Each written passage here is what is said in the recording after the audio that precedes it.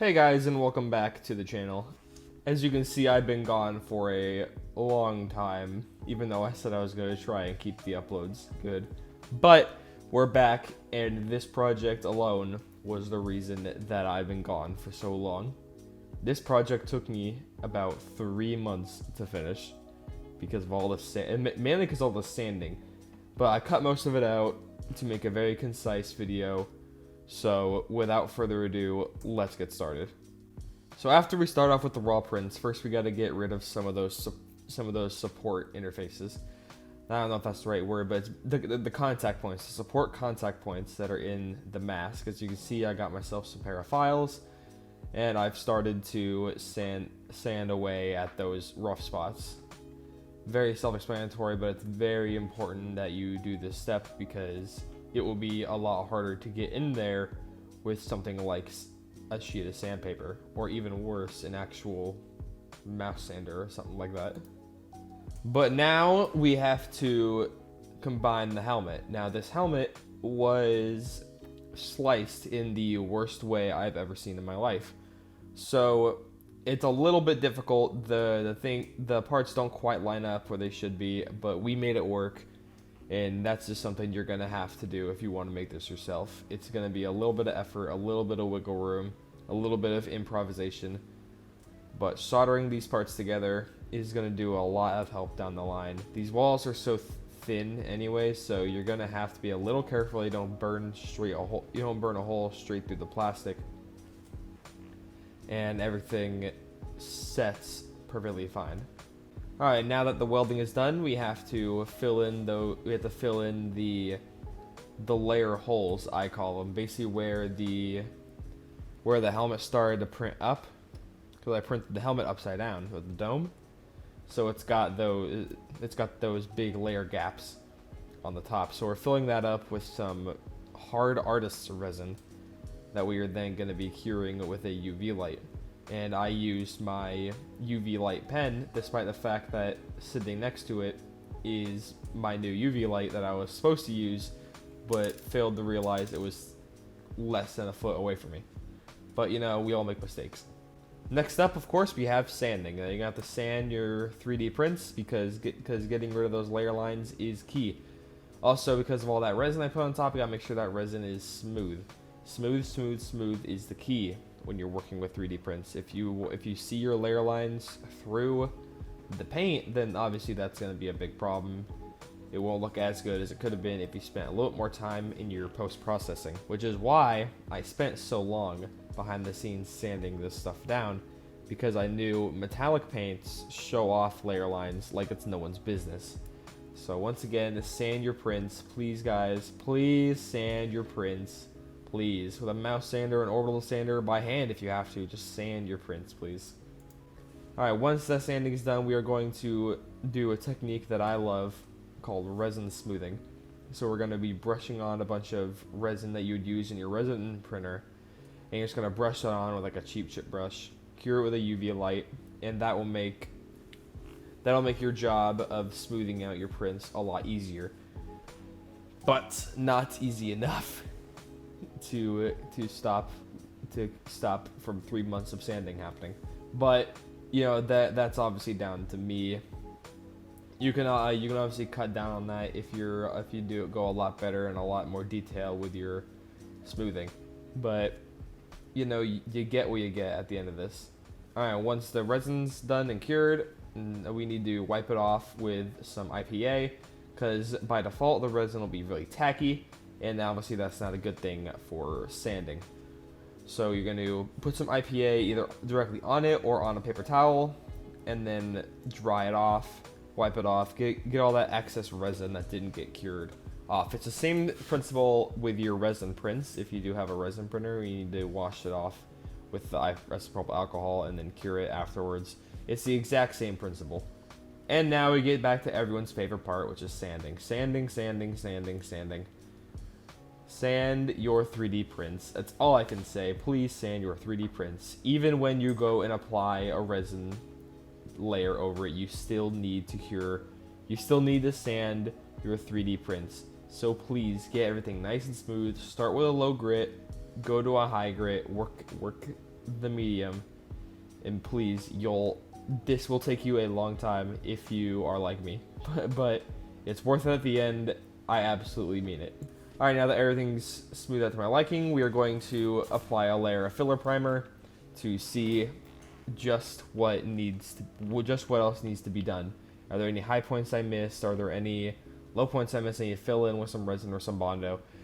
You know, stuff like that you can't see with the raw print. Once everything's a raw color, you'll be able to see it. A raw color. Once everything's the same color, you'll be able to see it a lot better. As you can see here, I missed some spots in the mask with my file. And I know I missed some other stuff in some other areas and some on the build. But that's where the whole filler comes in. Now I wouldn't have been able to see that if it wasn't for my filler primer that I laid down. So please don't think that the filler primer is going to do all the work for you. You're still going to need to go and do some work by hand.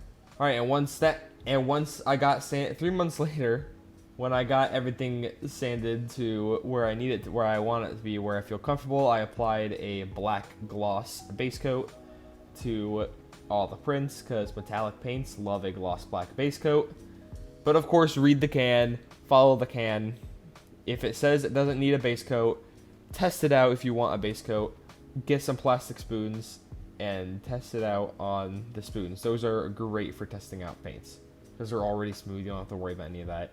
Just go ahead and test them out. All right, once that's done, we are going to apply the Rust-Oleum Metallic to the base because I want this base to look like it's made out of stainless steel or something like that when it's going to hold up the Iron Man. So, and we're going to get those little details.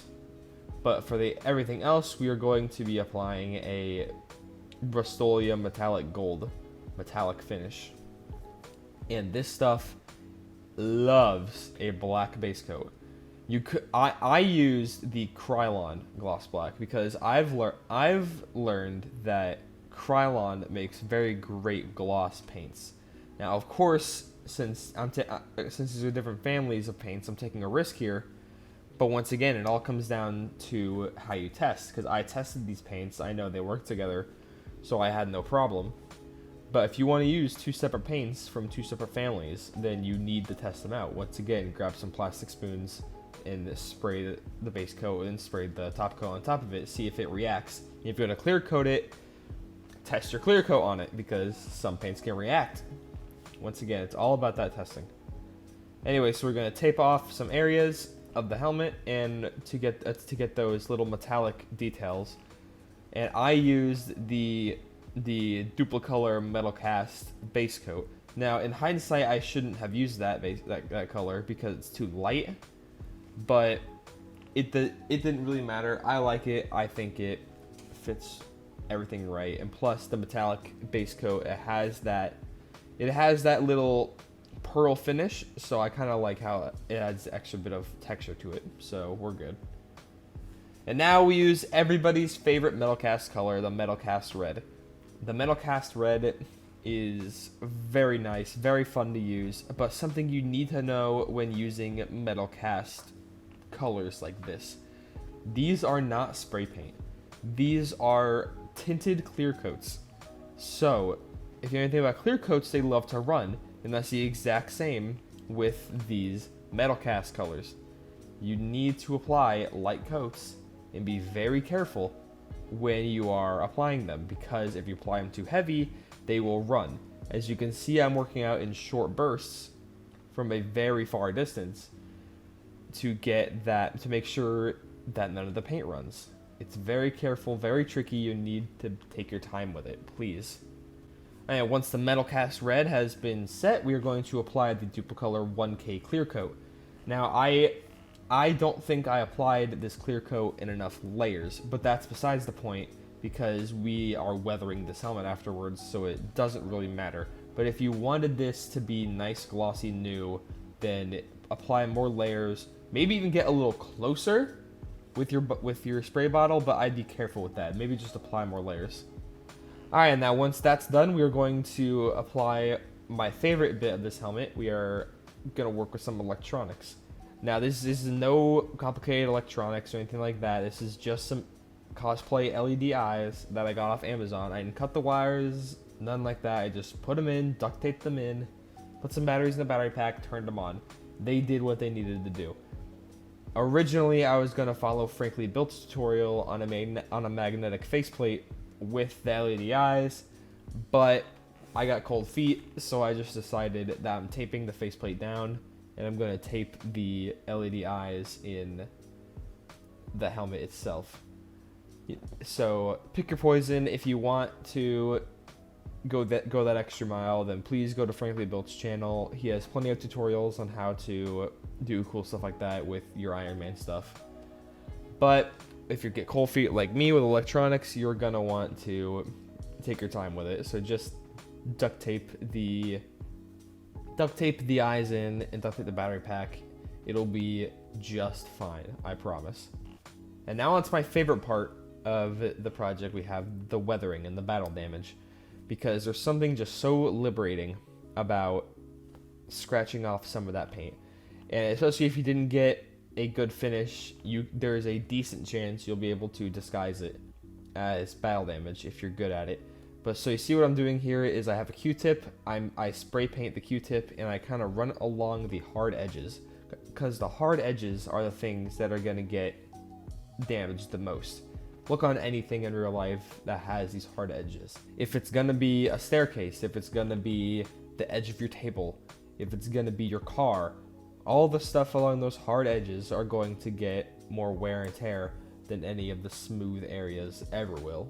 And now we have applying the weathering paints. Now I have these paints from a guy in the UK. I will put a link in the description where you can get these paints. He makes specifically Star Wars color paints, but he had a weathering kit that has all these weathering colors in them, like a rust color, a mud color, a just common dirt color, earth color, foundation, stuff like that. So I realized that's universal. I can use that for pretty much anything. So the way you're going to apply these is you're going to apply light, and you're going to get a towel. You're going to dab it away or rub it away, so you don't get that much left over, because the stuff is bright. So apply sparingly, apply little dabs, apply little streaks, and wipe it all away. Just be very careful with this, because you could easily go overboard. I might have gone overboard a little bit with this step, but I was having a lot of fun. Please hold yourself back. Don't do what I did, please. I asked this of you. But as you can see here, I'm taking a little trick. I have a brush with stiff bristles. Dip the paint in, flick the bristles back. That'll get little specks, little dirt specks, which is what I wanted. I wanted like little bits of dirt, essentially. That's really what it is. And that is the best way to do it, in my opinion. All right, and there you guys go. You have your completed battle damaged, weathered Mark III Iron Man bust. I have the files linked in the description, so if you want to download these yourself, make it yourself, by all means. This is a great tutorial for you. And I will be back with more common uploads soon. I have my next upload already done by the time you're watching this, so it'll be up relatively soon, and then I have a big announcement for this big project. Goodbye.